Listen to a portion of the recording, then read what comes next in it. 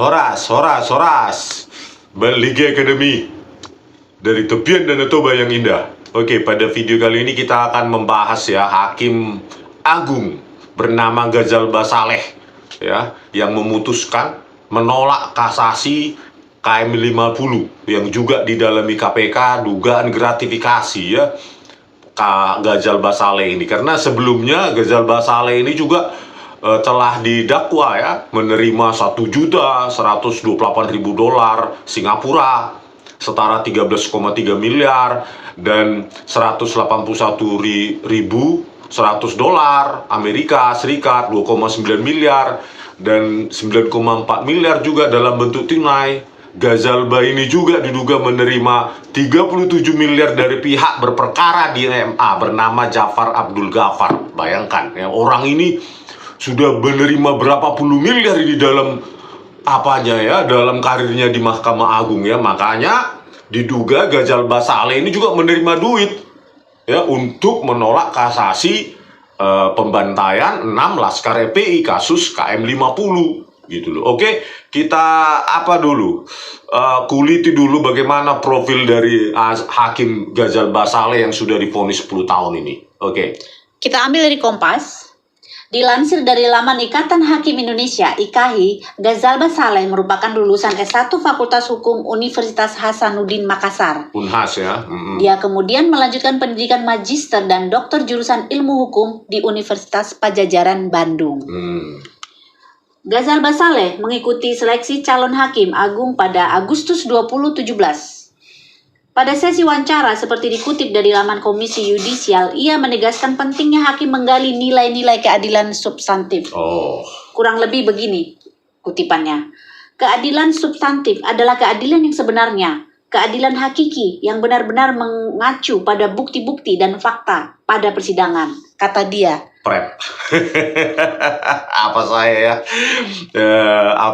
Respon saya, dia mengatakan keadilan substantif adalah keadilan yang sebenarnya, keadilan hakiki yang benar-benar mengacu pada bukti-bukti dan fakta pada persidangan. Itu pada saat dia diseleksi sebagai calon hakim agung pada Agustus 2017 ya. Ya, saya masih sedikit ya mempelajari kasus KM 50, tapi banyak sekali yang janggal ya. Pertama, CCTV tepat di area 49, 50 sampai 72 diakui oleh Yoga Trianggoro sebagai direktur operasional Jasa Marga Operator Toll Road itu ya, diakui fiber optik itu saat itu 20 jam sebelum kejadian ya, Desember 2020 ya, Desember 2020 6 Desember itu mati, tidak bisa mengirimkan gambar ke server, dan itu diterima. Fakta apa itu ya? Kalau mengacu pada saat dia sebagai mengikuti seleksi calon hakim agung Agustus 2017, coba diterima aja begitu saja ya. Akhirnya apa ya, kejar-kejaran yang diakui oleh terdakwa Yusmin Ohorela dan Fikri Ramadan Tawainela ya, pengejaran itu kan cuma fiktif, narasi dia saja, tidak ada pembuktian dari tangkapan layar di CCTV, karena sudah diterima bahwa CCTV itu mati katanya, fiber optiknya gangguan. Berikut juga dengan rest area KM 50 langsung dibongkar, diratakan dengan tanah. Bayangkan, TKP kunci. Harusnya kan dia kalau hakim yang benar memerintahkan, jangan dulu diapa-apa itu karena itu TKP kunci. Kan dia tinggal memerintahkan.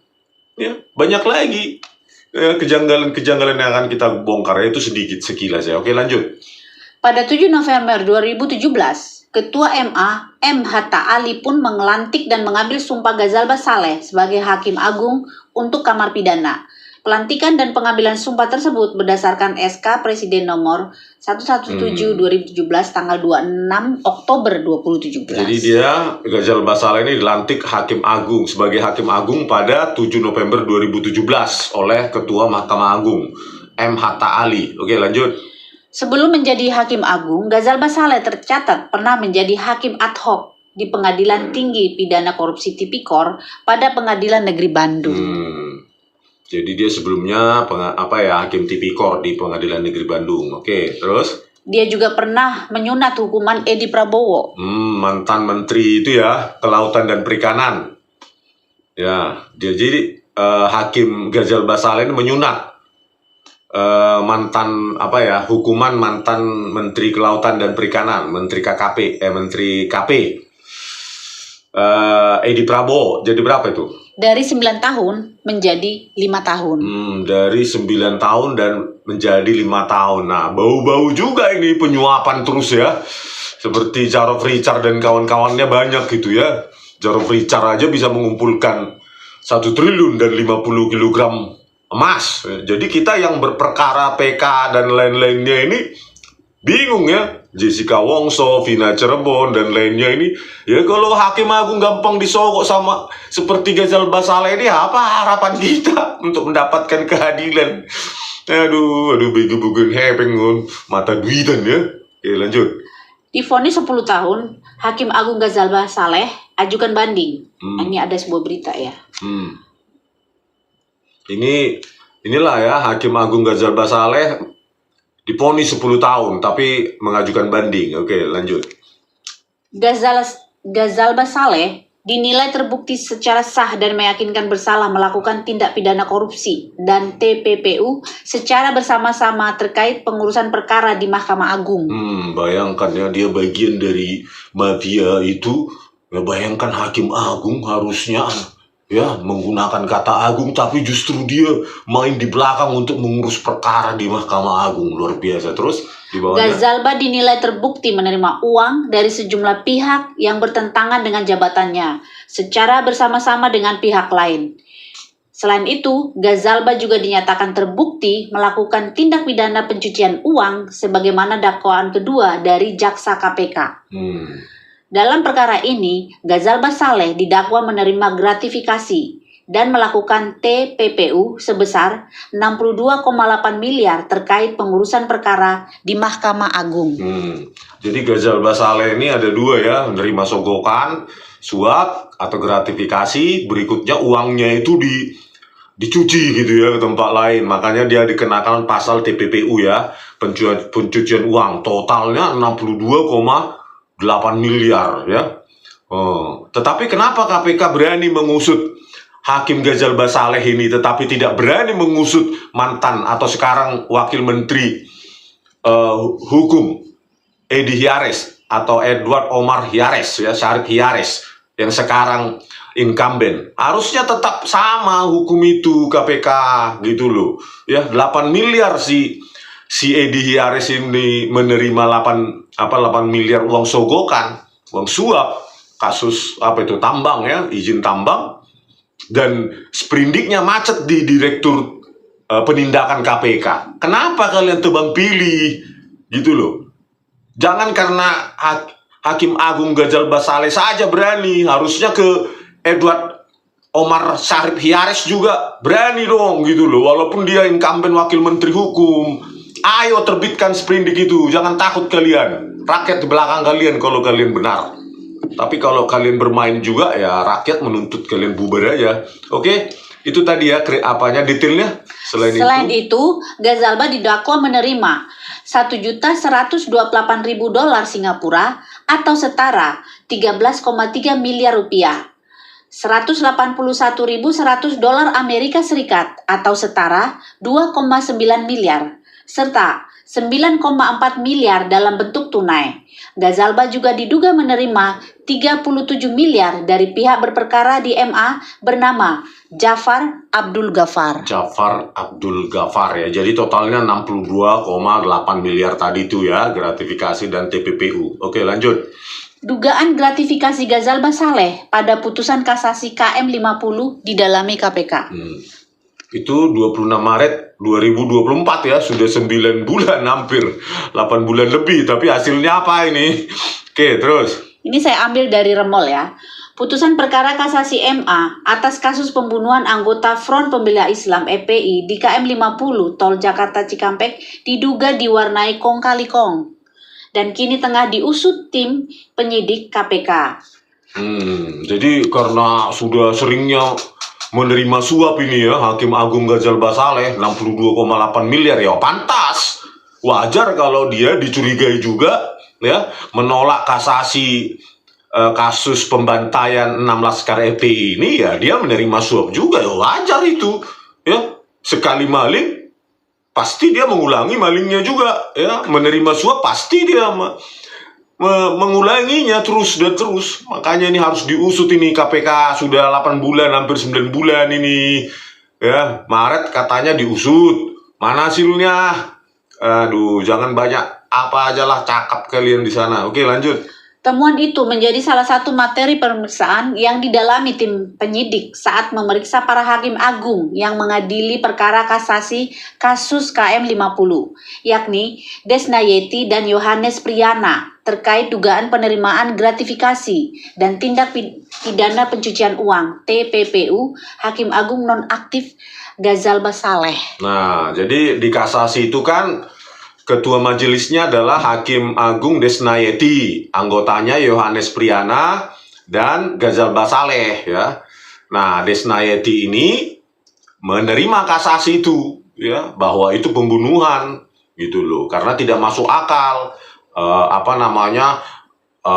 pembelaan diri tapi kok bisa sampai 4 kali ditembak di dada kiri ya.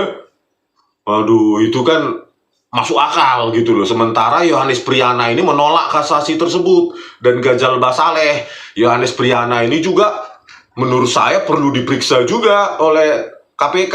Apakah ada uang masuk, gratifikasi atau suap itu, kan begitu. Karena melawan akal sehat menurut saya. Cuma logika kecil sedikit aja harusnya kan bisa itu ya, memutuskan perkara itu. Oke, lanjut. Tim penyidik telah selesai memeriksa saksi-saksi Desnayeti dan Yohanes Priyana, kata orang KPK kepada wartawan, Selasa siang 26 Maret 2024. Kedua saksi itu dicecar soal musyawarah pengambilan keputusan perkara KM 50. Sebelumnya, MA menolak kasasi yang diajukan JPU kasus pembunuhan anggota FPI di KM 50, Tol Jakarta Cikampek Japek. Dua polisi yang menjadi terdakwa, Bribtu Fikri Ramadan dan Ibda M. Yusmin Ohurela, tetap lepas seperti putusan pengadilan sebelumnya. Jadi inilah ya, katanya sudah diperiksa dan dicecar soal musyawarah pengambilan keputusan perkara KM 50 oleh KPK. Terus hasilnya apa? Kami menuntut hasil gitu loh. KPK harus mengumumkan hasilnya apa kepada publik ya, jangan main belakang lagi seperti kasus-kasus suap di Mahkamah Agung ya, Jarod Richard dan Jafar Abdul Ghaffar tadi ya. Banyak sekali mafia-mafia ya berserakan di mana-mana. Makanya terbukalah hasilnya apa KPK. Jangan setelah didiamkan publik langsung kayak lupa amnesia itu. Oke, lanjut. Ini cerita tentang berita berikutnya. Eksepsi Ghazal Basaleh ini dikabulkan. Isi eksepsi Ghazal Basaleh yang dikabulkan Hakim Tipikor hingga bebas. Ini beritanya diturunkan CNN Selasa 28 Mei 2024. Tadi masuk Mei. Maret, ini Mei, jadi Mei hanya 2 bulan ya. Vonis bebas. Majelis Hakim Pengadilan Negeri Tindak Pidana Korupsi Tipikor Jakarta mengabulkan eksepsi atau nota keberatan yang diajukan Hakim Agung nonaktif Ghazal Basaleh dalam putusan setelah hari ini, Senin 27 Mei 2024. Salah satu poin putusan sela tersebut, Hakim memerintahkan KPK untuk membebaskan Ghazalba dari tahanan setelah putusan diucapkan. Terus mengadili itu ya? Mengadili, 1. Mengabulkan nota keberatan dari tim penasihat hukum terdakwa Ghazal Basaleh tersebut, kata Ketua Majelis Hakim Fahzal Henry membacakan putusan sela dalam sidang di PN Jakarta Pusat Senin 27 Mei 2024. Kedua, menyatakan penuntutan dalam surat dakwaan penuntut umum tidak dapat diterima. Ketiga, memerintahkan terdakwa Ghazal Basaleh dibebaskan dari tahanan segera setelah putusan ini diucapkan. Jadi divonis bebas ya oleh PN Jakarta Pusat. Hakimnya bernama Fahzal Henry, ketua majelisnya itu ya. Jadi divonis bebas beritanya itu 28 8 Mei, tapi putus bebasnya Senin 27 Mei 2024. Oke, terus setelah itu ada berita lagi dilawan ya. Ada perlawanan. Pengadilan Tinggi batalkan putusan bebas Hakim MA Ghazal Basaleh. Saya ambil dari Kompas. Jadi Pengadilan Tinggi DKI Jakarta mengabulkan perlawanan atau verzet yang dilayangkan KPK atas vonis bebas Hakim Agung nonaktif Ghazal Basaleh. Melalui putusan perkara nomor sekian, Pengadilan Tinggi membatalkan putusan bebas Ghazal Basaleh yang dijatuhkan Pengadilan Tipikor pada Senin 27 Mei 2024. Saya bacakan. Membatalkan putusan Pengadilan Tindak Pidana Korupsi pada Pengadilan Negeri Jakarta Pusat nomor 43/PIT sus garis TPK _2024 Jakarta Pusat tanggal 27 Mei 2024 yang dimintakan banding perlawanan tersebut, kata Ketua Majelis Hakim Subakran Hardi Mulyono dalam sidang di ruang utama Pengadilan Tinggi DKI Jakarta Senin 24 Juni 2024. Nah, kita bersyukur lah ya masih ada Ketua Majelis Hakim ya bernama Subakran Hardi Mulyono yang masih menggunakan akal sehatnya ya, kewarasannya untuk memutuskan perkara. Bayangkan kalau si penerima gratifikasi ini ya, penerima suap dan TPPU ya, mencuci uang hasil suap tersebut ya, Hakim Agung nonaktif Ghazal Basaleh ini bebas. Bayangkan potret hukum di Indonesia ini ya. Hakim-hakim agung yang menerima suap akan semakin menyala dia untuk menerima suap ya, makin girang gembira dia menerima suap karena ya ujung-ujungnya nanti bebas kan gitu.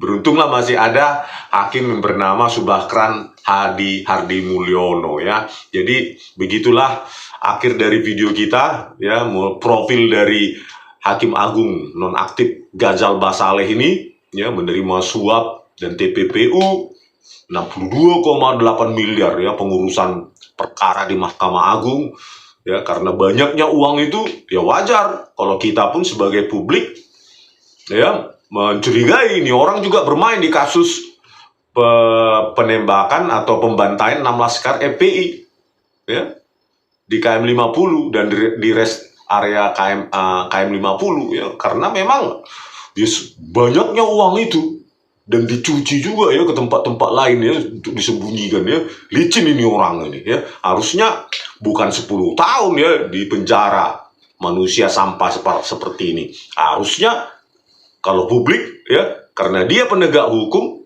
Hakim Agung lagi menggunakan kata agung, sepantasnya dia hukuman seumur hidup, 3 kali lipat dari orang yang tidak tahu hukum seperti kita ini, gitu loh. Jadi kalau polisi, jaksa, hakim yang melakukan seperti ini, ya, mengurus perkara, suap, menyuap, ya, untuk membelok-belokkan hukum, harusnya 3 kali lipat buat undang-undang baru DPR, gitu loh. Dan untuk anggota DPR juga yang mempermainkan hukum harus 3 kali lipat juga, karena kalian yang tahu hukum, gitu loh. Misalnya kalau orang biasa 10 tahun ya kalian 30 tahun. Harusnya buat undang-undang semacam itu ya. Biar jangan enak aja dia nanti 10 tahun di penjara, terus pemotongan bla bla bla, nanti 2 tahun udah keluar dia. Keluar dan kaya. Itu loh. Ya, padahal dia sudah merusak hukum. Ya. Luar biasa ini. Makanya ya kepada Hakim Agung yang menyidangkan nanti sidang PK Jessica Wongso, PK Vina Cirebon yang sekarang sedang menyidangkan, pakailah hati nurani, tolak itu uang sogok itu kalau kalian ingin hidup tenang ya. Kecuali kalian mau hidup tidak tenang, sakit penyakit datang ya terserah ya. Kalau kedapatan ya di penjara, kalau nggak kedapatan ya hidup juga nggak nyenyak kan gitu. Oke, sekian dulu dari kami, Baliga Academy di tepian Danau Toba yang indah. Horas.